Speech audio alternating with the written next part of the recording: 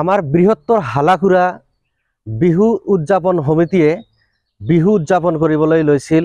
অহাকালিৰ পৰা বিহু আৰম্ভ হোৱাৰ কথা।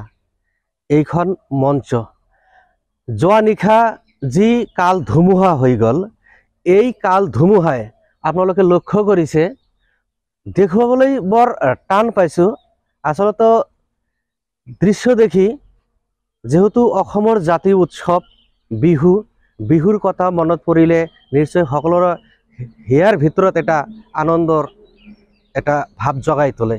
সেই আনন্দৰ প্ৰাক মুহূৰ্তত অহাকালিৰ পৰা বিহু, এই বিহুৰ যি আগমুহূৰ্তত যি কাল ধুমুহাই যি পেণ্ডেলৰ যি দৃশ্য কৰিলে, এই দৃশ্যৰ কথা আপোনালোকে নিশ্চয় চিন্তা কৰিছে। যি অৱস্থা কৰিলে, আমাৰ বিহু উদযাপন সমিতিৰ বিষয়ববীয়াৰ লগত মই অলপ কথা পাতিছোঁ।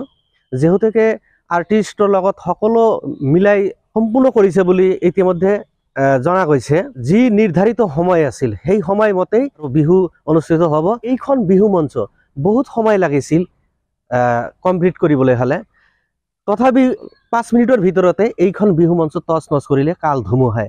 উদযাপন সমিতিয়ে যিমানখিনি চেষ্টা কৰিছে যাতে প্ৰগ্ৰামটো চলাই নিব পাৰে, এইটোও কামনা কৰিছে। যোৱা নিশা আনুমানিক 9টা বজাত কাল ধুমুহাই আমাৰ হ'বলগীয়া হালাকুৰা বৃহত্তৰ ৰঙালী বিহু উদযাপন সমিতিৰ হ'বলগীয়া 28-29 এপ্ৰিলত বৃহত্তৰ যি আমি উৎসৱ যি উদযাপন কৰি লৈছোঁ বিহু, সেই বিহুৰ যি পেণ্ডেল আছে, পেণ্ডেল যোৱাৰাতি কাল ধুমুহাই উৰাই লৈ গ'লে। আজিৰ দিনটো আমি পাইছোঁ। আজিৰ দিনত আৰু কি সম্পূৰ্ণ কৰা যাব, কি কৰোঁ তাকে ভাবি আছোঁ। এতিয়া আপোনালোকে কি সিদ্ধান্ত ল'লে? সিদ্ধান্ত আমি পেণ্ডেলৰ মালিকৰ লগত আলোচনা কৰিলোঁ যে কমচে কম আমাক ষ্টেজখন আজি মানে হেৰি কৰি দিব লাগে, বাহাল থাকিব নেকি? বাহাল থাকিব। এনে প্ৰগ্ৰাম বাহাল থাকিব, কাৰণ যিহেতু আমাৰ আৰ্টিষ্ট মানে কণ্টিনিউ বুকিং আছে। আমাৰ 29 তাৰিখৰ দিনা আমাৰ আৰ্টিষ্ট বুকিং অলৰেডি আছে। গতিকে মানে 30 তাৰিখত ক'ৰবাত বেলেগ জেগাতো আছে। গতিকে 29 তাৰিখে আমাৰ প্ৰগ্ৰামটো নহ'লে আমি আৰু প্ৰগ্ৰামটো কৰিব নোৱাৰিম, মানে বিৰাট মানে অসুবিধাৰ সন্মুখীন হ'ব। ৰাইজক আপুনি কি ক'ব? ৰাইজক এইটোৱে আহ্বান কৰিছোঁ যে যিহেতু প্ৰাকৃতিক দুৰ্যোগ, আমাৰ দোষ নাই, ৰাইজৰো দোষ নাই বা কমিটিৰো দোষ নাই।